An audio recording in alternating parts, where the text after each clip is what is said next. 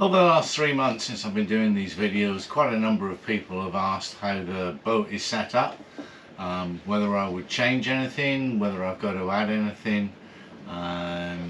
So I thought I'd do a video on how Milagro is set up and give you some sort of idea on where it could be improved. If I want to add anything, and there is one particular thing I would add, which is a second autopilot, and I'll explain that later in the video.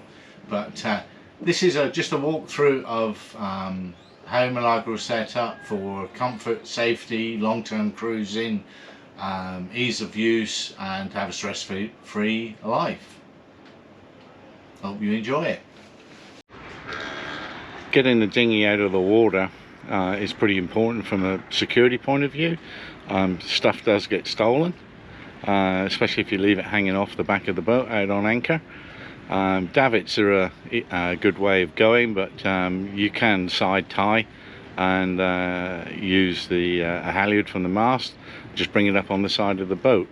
The other advantage is, of course, if you take it out of the water, you stop the growth on the bottom of the dinghy, and saves you having to drag it up on the beach, flip it over, and clean all the growth off the bottom, which can be a pain with just a flat bottom normal dinghy, and even more so with a hard bottom. But definitely worthwhile. Engines do get stolen. You know, you don't want to do that. It's your main form of transport once you get to a location.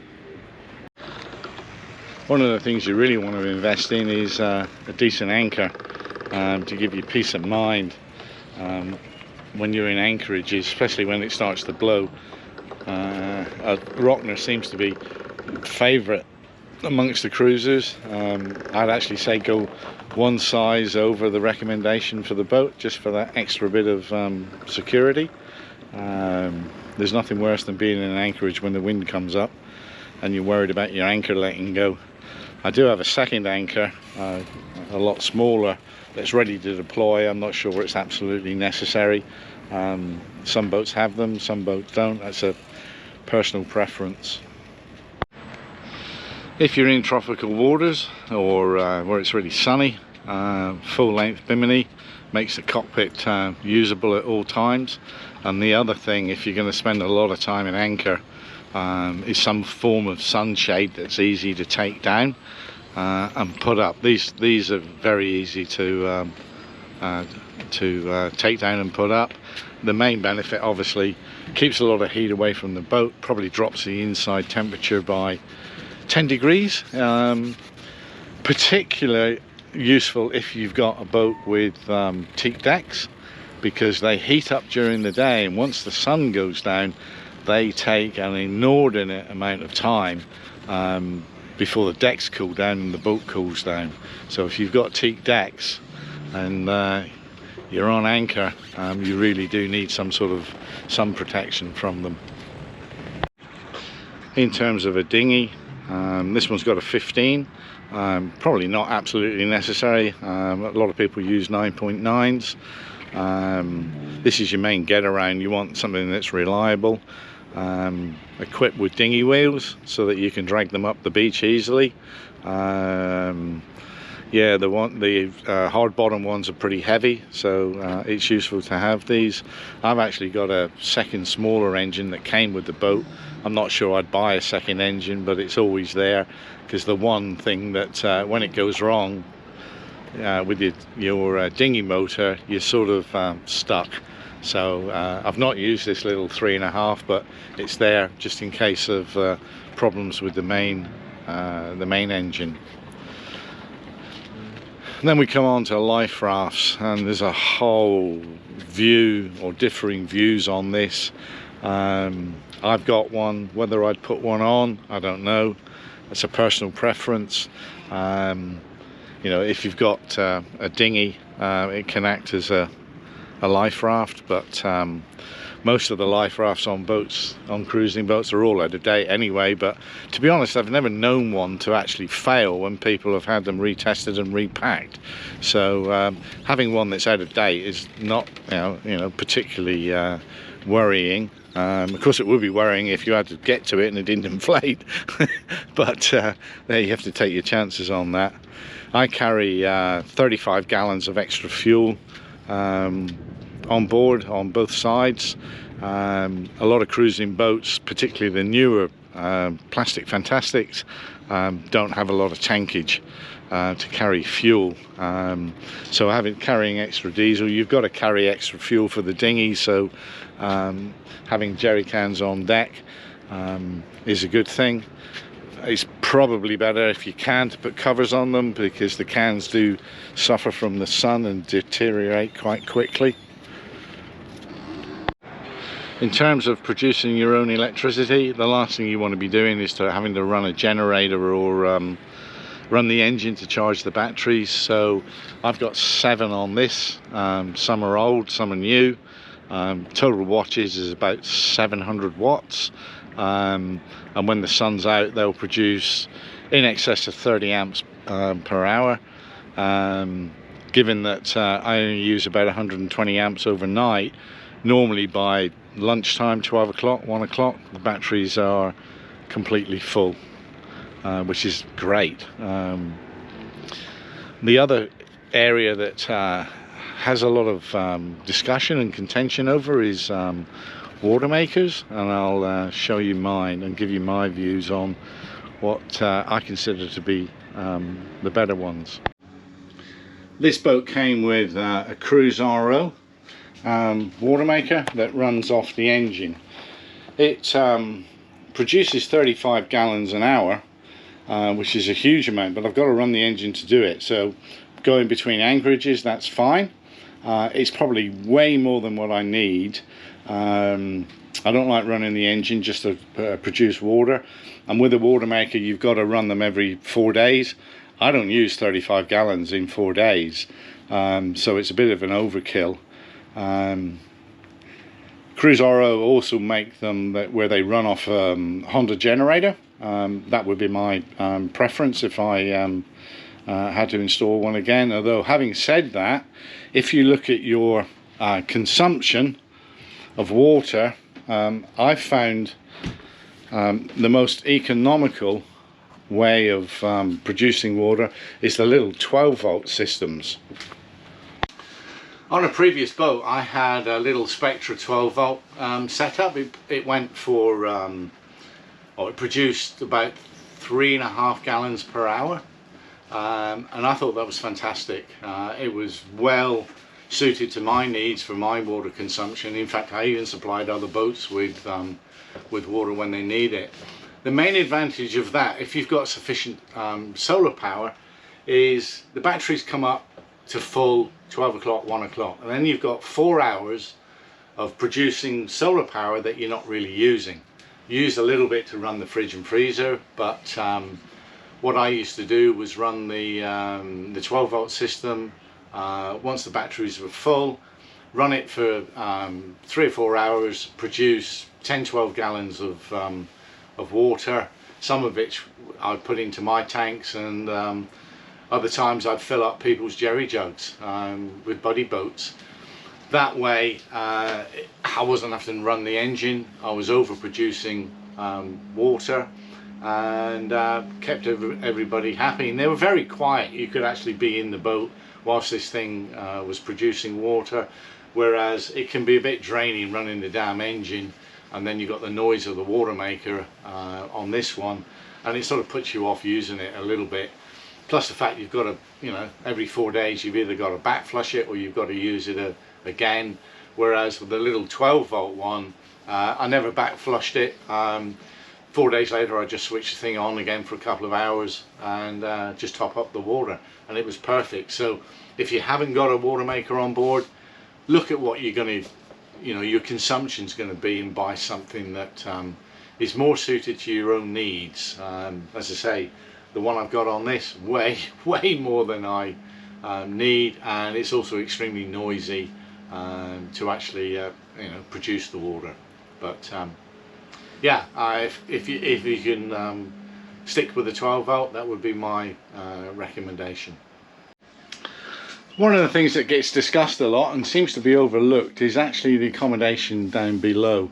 I know this looks extremely nice and plush, practicality wise great for entertainment, but when you want to lay out and read a book, these curved edges make it very difficult to find a comfortable position to lay down and read your book. Hence the cushions here to try and trying to level it up so I can find a comfortable spot. There is a small sofa this side and you can stick your feet under there, but again it's got a curve at the end, so it keeps forcing the cushions off the end, and it can be a bit frustrating. So a lot of the older boats have the square ends to their sofas, so that you can prop yourself up there with a couple of cushions, which is far more comfortable. This is great for entertaining, for what I use the boat for. Yeah, I would have preferred square ends. But then that brings you on to the cockpit. You're going to be spending a lot of time out here, not only in anchorages but also on passages, and you need somewhere to basically lay out. You spend very little time behind the wheel and actually sailing, because the autopilot takes care of all of that. But fortunately with this boat, it's got really long seats. They're quite comfortable. Put up a couple of cushions. I sleep out here on overnight passages and use an egg timer set for 30 minutes to wake me up, so I have a quick look around. But yeah, it's quite comfortable out here. It's something that you need to be aware of if you're going to be long-term cruising, that your own personal comfort is pretty important. One of the other areas which is highly underestimated is the amount of storage space that you need. Modern boats have very little storage under the floors. The space inside is maximized, which reduces the storage. If you're a long-term cruiser, or that's your plan, you need to think about where you're going to store stuff.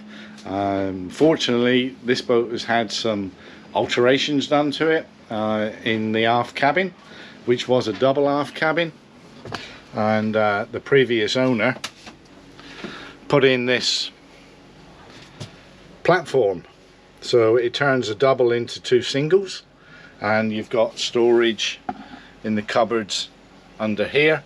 Actually makes quite a good sea berth as well, which is quite nice. As you can see, it's what's known as my garage. I keep all the crap in here and all the big stuff I can't fit somewhere else. The lazarettes at the back are full with ropes and sheets and all sorts of crap. Yeah, storage can be an issue, particularly for food and all the boat spares that you need to take with you. So, you know, think about that. Think about what you're going to take on board and where you're going to store it. I've actually, because the boat is not particularly well balanced, I've turned the forward shower, because the boat is stern heavy. I've turned the forward shower into more storage area, mainly to level up the boat. It was like walking uphill to come from the stern to the to the bow, but it's a lot better now.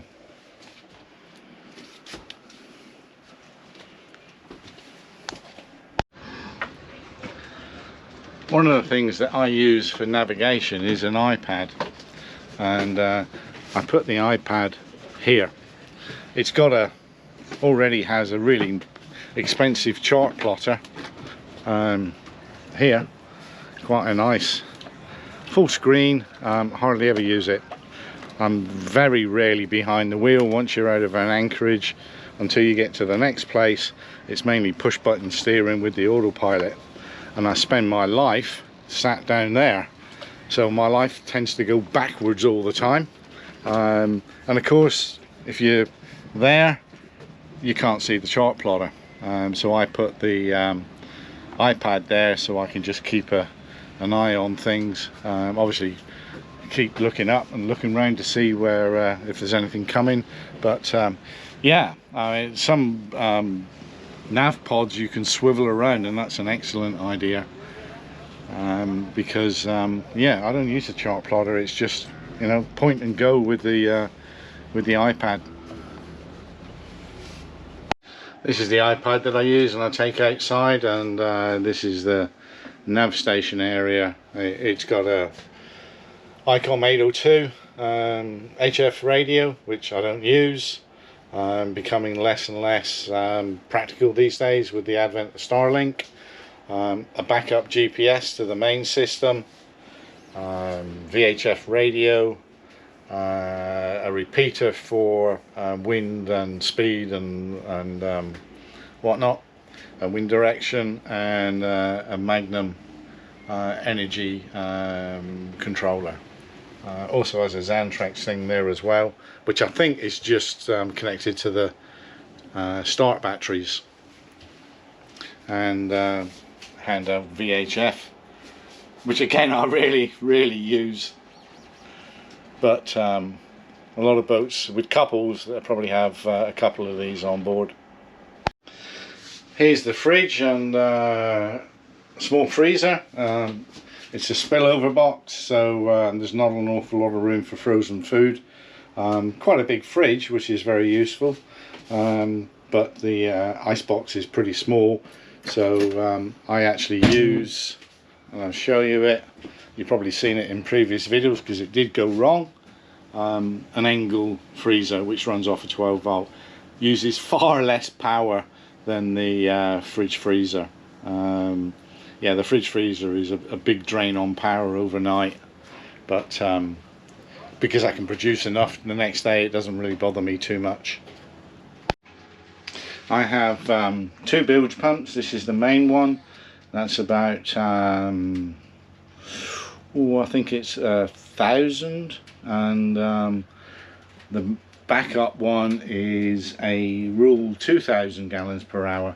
So if one goes, then the other one, or fails to go, then the other one takes over. And then I've got a couple of high water alarms. I don't know why there's two. They were just in there when I got the boat, but yeah, they make a loud wailing sound if the water rises. If you're in tropical waters, you're going to need plenty of these 12 volt fans. I've got them all over the place. There's one there, there's one there, there's one there, there's another one there, and there's another one there. And in fact, probably the one I use most, and it's lovely, is one I've got out in the cockpit. So just there, and so when I'm sat down reading a book down here, I can have a nice cool breeze when there's no wind. Very useful, and probably the best thing I've bought actually.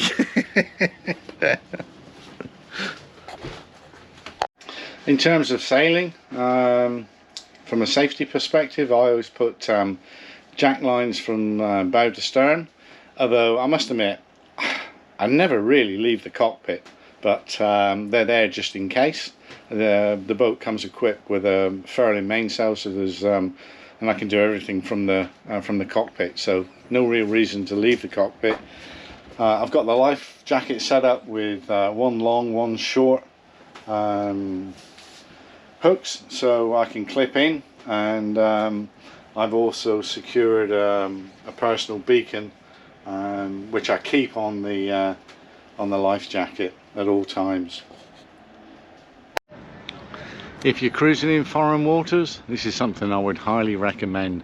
One of the bugbears of cruising in previous years is access to the internet and access to email. Very sporadic, and most of the marina Wi-Fi are pretty shitty. but Starlink's changed all that. On the subject of Starlink, there's an awful lot of stuff on YouTube, on Facebook, on the sailing sites, people asking a lot of questions about it, a lot of misinformation. All I can say is that I've had it for about 3 months.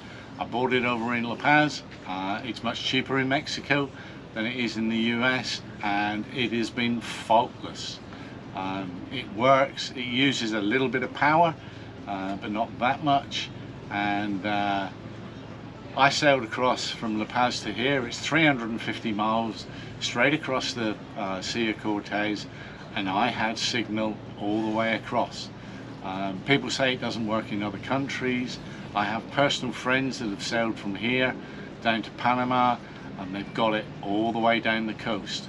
So when you change countries, it doesn't matter. As long as you've got the RV version, it works. It's been faultless. I'm over the moon with it.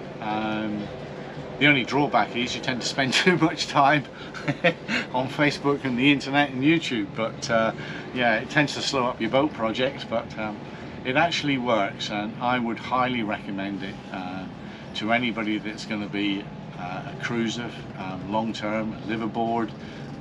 It's fantastic for staying in contact with family and friends, for downloading videos, for doing all sorts. I mean, it's just absolutely a game changer. I'd recommend you go ahead and buy one. In terms of anchoring, I'd recommend you have at least 200 feet of chain. This boat came with 300, but it was pretty rusty, so I replaced it with 250 feet of G4 chain. A lot of the anchorages, you're only going to be anchoring in 20 feet, 15 feet, so you're going to be put out 6 to 1. You're not going to use it anywhere near the amount of chain you got, but some anchorages you might be dropping in 30-40 feet, so you need the chain to secure yourself. In terms of sails, this boat comes with in-mast furling and just a headsail. I do actually have a code 0, which there are some previous videos on when I set it up, mainly used for light winds, but I must admit the in-mast furling makes life an awful lot easier, especially for single-hander when I've got to pull some sail in. It's just yeah, going out onto deck and tying in a reef. Nah, I don't want to do that, but obviously some boats have to. They don't have the in-mast furling. It's jammed on me once, but it was fairly easy to unjam it. I use the Fortress as a stern anchor, don't use it very often. I've got chain and rope in the locker down here, but I just use this cord. Works fine, easy to set up, easy to pull back in. As I say, I don't stern anchor very often though, try and avoid it. Not all boats come with these. It's something you can upgrade existing winches to, but this is an electric winch, and it is the best thing on the boat. It makes life so much simpler. I can raise the sails with it. I can pull, people can pull me up to the top of the mast, and actually the other thing I use it all the time for is pulling the dinghy up.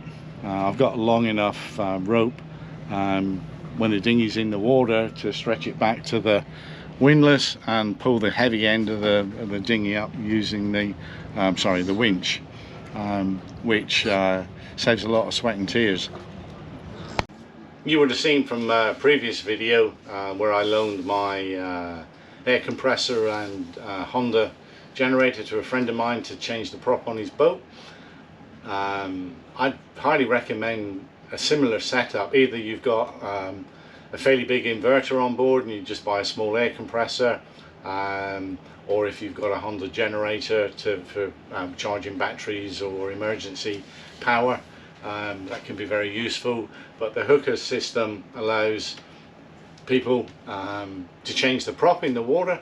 You can clean the bottom of the boat yourself when you're out at anchorage, and if you get into difficulties with catching fishing lines and get tangled up, you can go over the side and clear the propeller. I bought it from a safe, well, I didn't buy it, it was already on the boat. I bought the compressor, but I bought it as a safety feature, should I get tangled up in long lines and have to go over the side.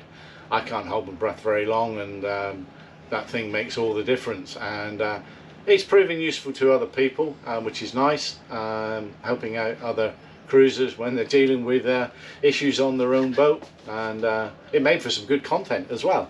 But yeah, if you can stretch that in your budget, then something that again, it's peace of mind. It's making life easier when you're cruising. It's taking some of the stress that could be there, replacing it with the knowledge that you can fix something. If something goes wrong, you know, you can go over the side and clear it. Or even, I've got 100 feet of high pressure hose, so even if the anchor got wedged between some rocks, I can actually go down. I wouldn't want to do it, but I can actually go down and clear the anchor. So it's those situations that can be high stress, you know, they can be avoided. If I was contemplating crossing an ocean, a lot of boats add self-steering. I've used self-steering in the past, both Monitor and Aries, work fantastically. Would I add it to this boat? Probably not, mainly because of the davit setup on the stern of the boat. It would be difficult to achieve to put a wind vane on the back. However, what I would do is add a second full autopilot system. It would be cheaper than a wind vane.